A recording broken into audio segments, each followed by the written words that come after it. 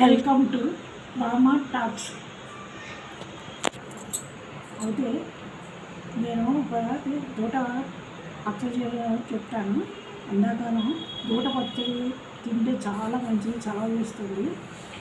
దానికి విధానం సన్నగా తరుక్కున్నది, దాని పీచులో వస్తుంది. అది వేలికి చుట్టుపెట్టి శుభ్రంగా తీసేసి అంటాను.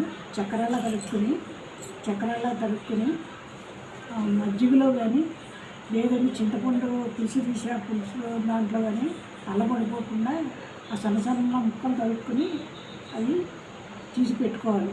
ఆ మజ్జిగ తీసి పారబోసేసి పిండిసి ముక్కలు పక్కన పెట్టుకోవాలి. లేదంటే చింతపండు పులుసు తీసుకున్నా కూడా అది కూడా తీసేసి ఏ విధంగా చేసినా పర్వాలేదు, మీరు ఏది నచ్చినా చేసుకోవచ్చు.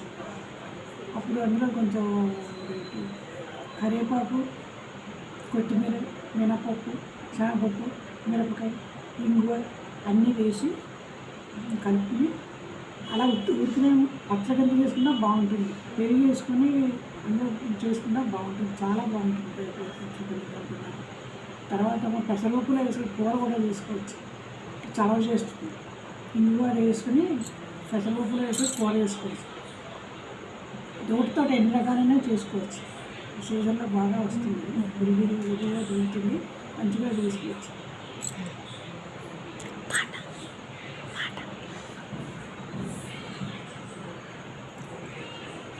గంగా భవాని